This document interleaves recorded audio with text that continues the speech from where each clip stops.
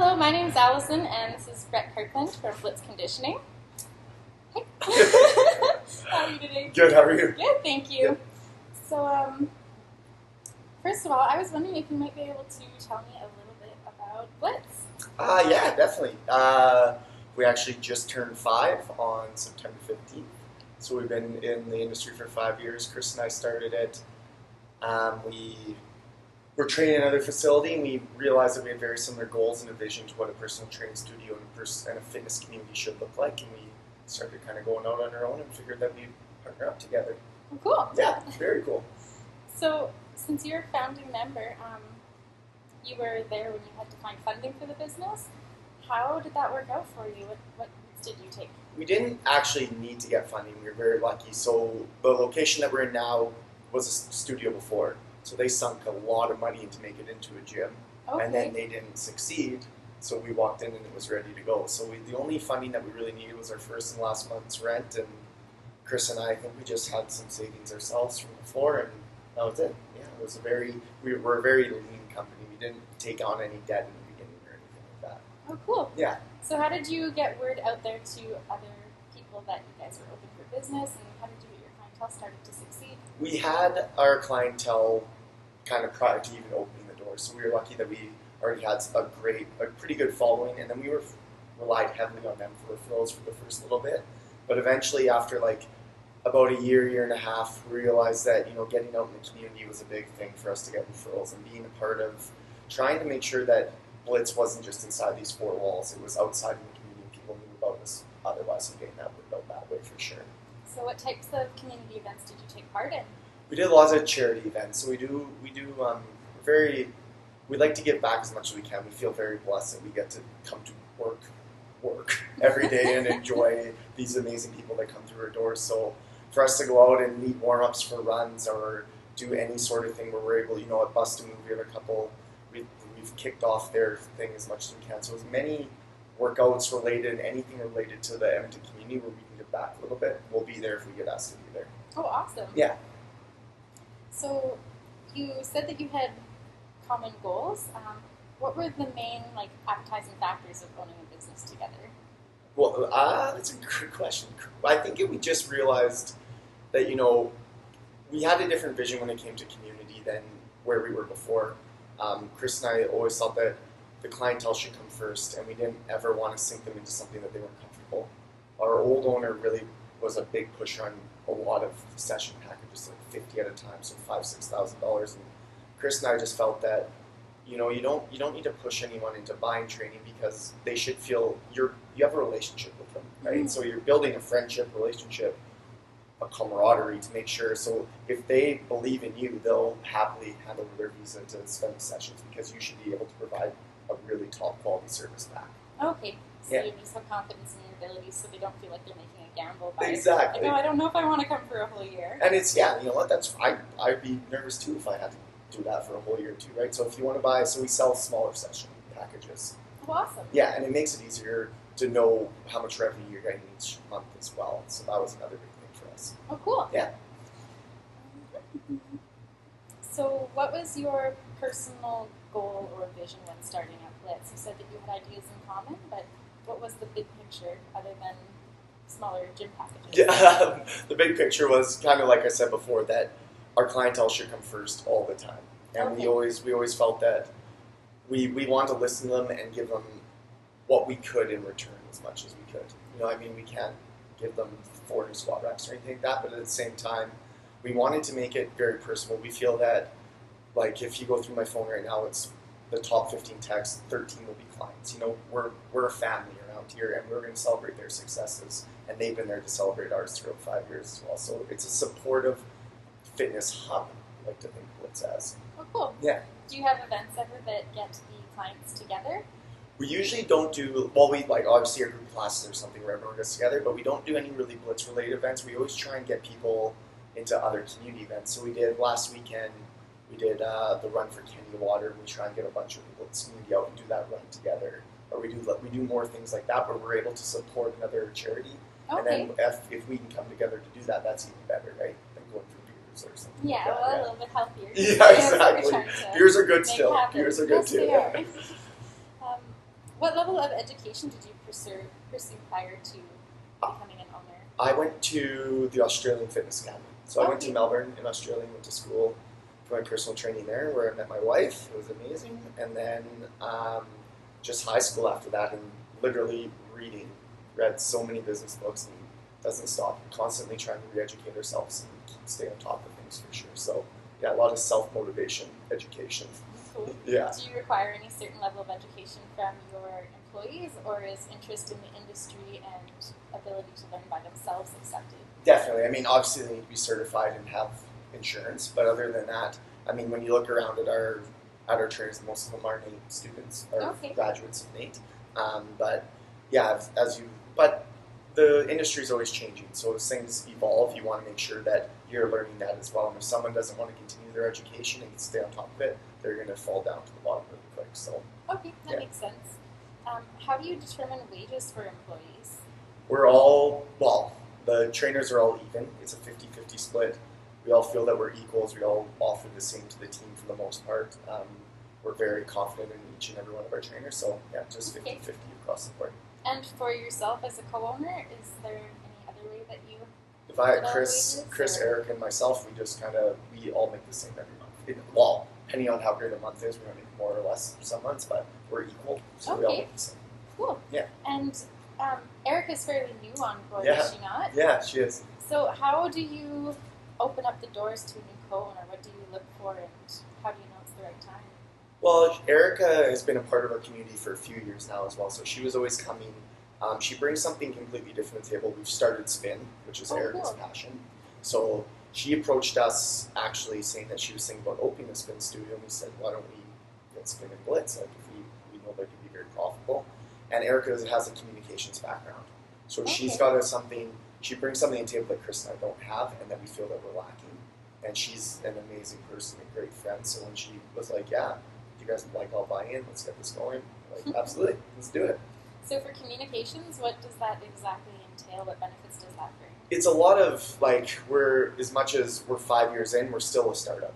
Okay. We've been around a while, but we're still working through a lot of kinks. It's not as easy as it appears to be. So we don't really have systems in place yet, and that's something that Eric is very amazing at. Okay. So in a matter of how you get greeted when you walk through the doors at Blitz, to how we do a consultation, to how we do this. So basically, if Chris, Eric, and I were to die, we could be like, this is how Blitz is ran. Go Just with bring it. some continuity. to the Exactly. company. Oh, Absolutely. awesome.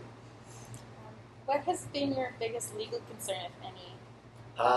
We had another business owner in the beginning.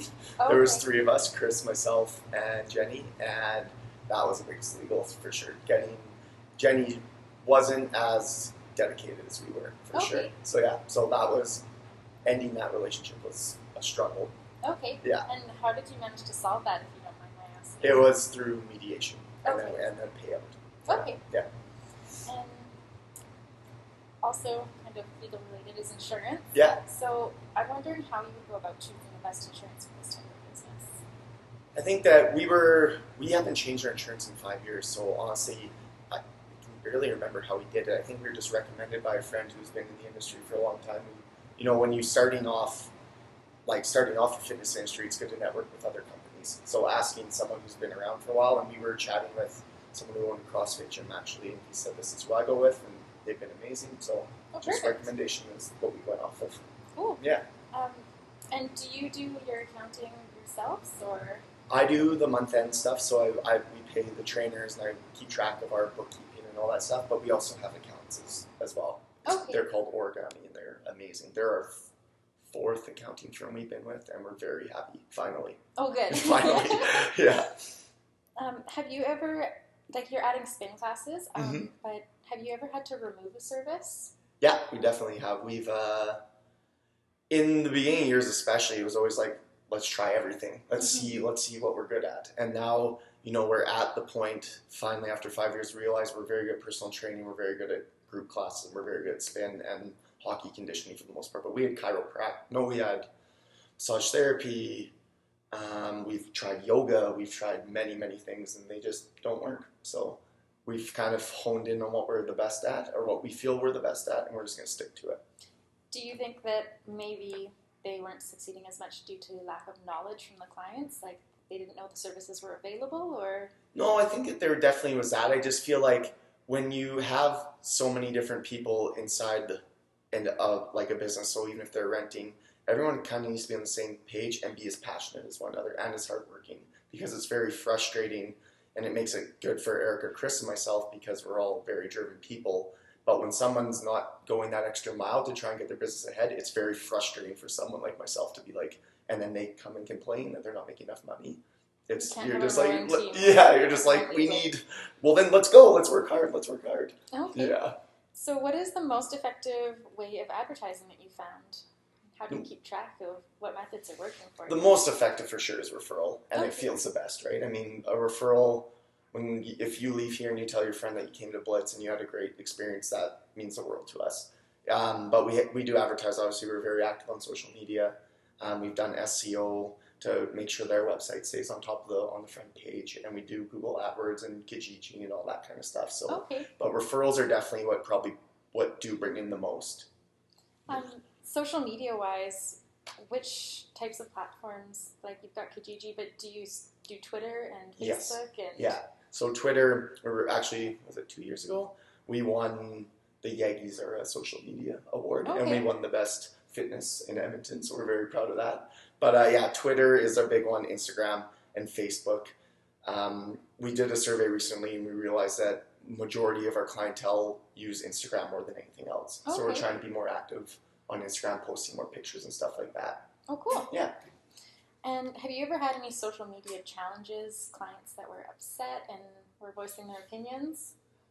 Or Yeah, I mean, there's always some, like, things come up, but at the same time, we're very lighthearted and we don't take things too seriously. So if you can, either you address that issue privately, or if you can put some humor to it, then lots of people usually kind of let it go, and it's hilarious. But at the same time, everyone makes mistakes on social media. Just own it and apologize and move on. Okay. Yeah.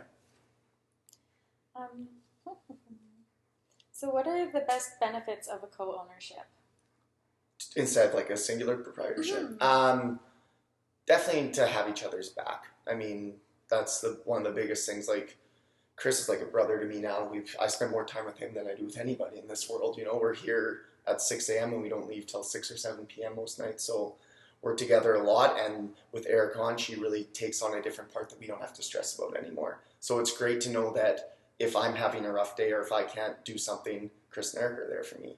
Okay. Right? So I mean, it's important. And then it also comes with clientele as well. If I'm going away on vacation, I know that Chris will take care of them and treat them as well as I do. Oh, perfect. Yeah. And then the biggest challenge, I'm assuming from what you were saying, is just trying to make sure that the group you have is all on the same page. Yeah, and it's communication at the end of the day is the biggest thing. I mean, we have a 2-hour meeting once a week to talk about, you know, what we're working on, what those goals are, and what that kind of stuff. So I think when communication falls, people start to wonder what each other's doing a lot of the time, and just keeping everyone knowing that, you know, guys, I'm going to this event tonight just to fill you in so that you know what I'm doing tonight to try and better the business, or I'm working on a blog for tomorrow or something. So just make sure that we're all talking all the time. Everyone feels involved. Exactly. Okay. Yeah. If you had to start over, what would you change? It's a good question. Well, I definitely would have probably tried to invest more money into a website right away, because that's made our business grow substantially. And then also got into the social media game a little bit quicker and stuff like that. But, you know, even all the mistakes we've made through the 5 years and everything we've done, I'm proud of them. It's part of a learning curve, right? When you start a business, it's just you go through it and you take it, and we're so lucky to have the people that we have come through these doors and support us. And we're at year 5. I would have never thought we'd be where we are right now. Oh, cool. Yeah. I guess it's kind of like training the body too. So you have to learn to your stresses and overcome them. Absolutely. There's an interdisciplinary community. Do you ever refer clients to other professionals such as chiropractors or? Yeah, definitely. I mean, we use River Valley Health has a lot of our clients have gone there for physiotherapy and chiropractor and everything, and everybody who comes to the door says how amazing they are. So that's kind of someone that we go to automatically, but we don't have like any specific relationship with them besides like, how are you? We don't get a referral fee or anything like that. But I mean, if someone's able to help a client out, then go for it to get them better faster, for sure. Cool. Do you ever see referrals coming in from them as well? Yeah, there's been times where people have obviously chat or even at like a physiotherapy clinic, we've have a couple of physios who come in and they refer people for personal training, stuff like that. Okay. Yeah. Have you always known that you wanted to be a business owner? No, definitely not. I I didn't even, it probably never even crossed my mind until kind of the opportunity arose and we got put in this situation um, the 5 years ago when Chris and I chatted about it, and it was, yeah, it was just like, well, this is the best thing that we can do, and let's roll with it. Let's go. Have you ever owned another business or had like a management type position? No, I was, the biggest thing that I think I've learned the most from is traveling and like playing hockey my whole life in a team atmosphere or something. For sure, I was in construction before as a carpenter, and that was it. Now it's just like, and I always loved fitness. Big change. Big change, yeah, and an amazing change for sure. But it takes people different times to know what they want to do, right? Mm-hmm. Yeah. You mentioned community and communication, putting your clients first. Do you have any other specific values that you think really keep this company successful?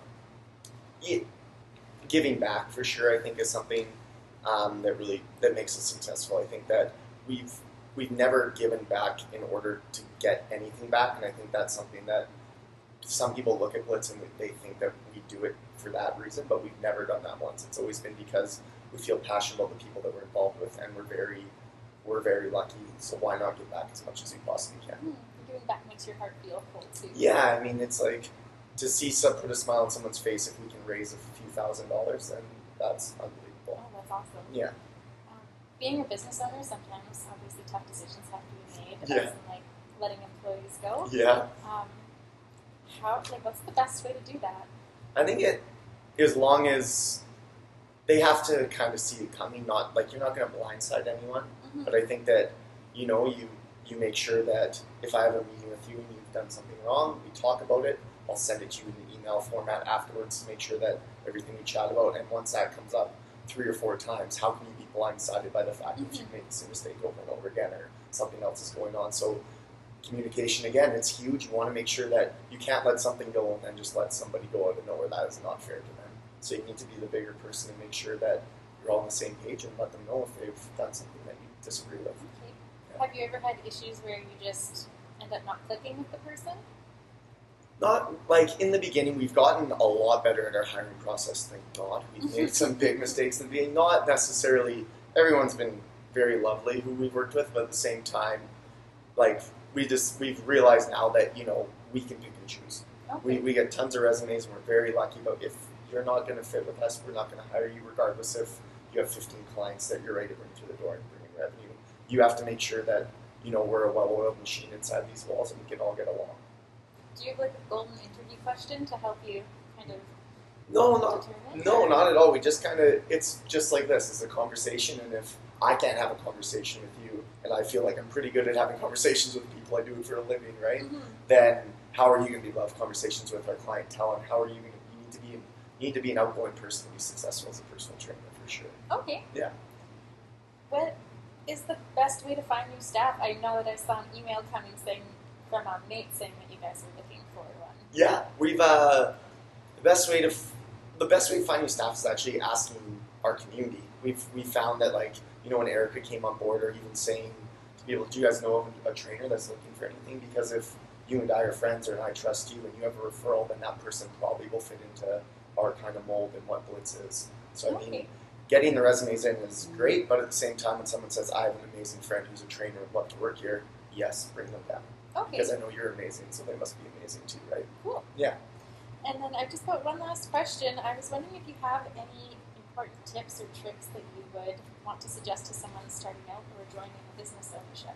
I think that the biggest thing is you have to be realistic with yourself, and you got to remain lean. Like I talked about it before, is that you don't want to go into business with $70,000, $80,000, $90,000 in debt because you needed the best squat rack and like cable cross machine. You know what I mean? That doesn't sell sessions. What sells people is the relationship and their trust in you and delivering a good workout, and making sure that you're on top of their progress. So I mean, you can do it with a squat rack, you can do it with a dumbbell.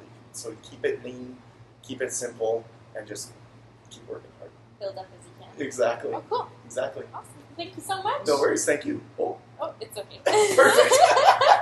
Look, Awesome. thank Yay, you. Good thanks. job.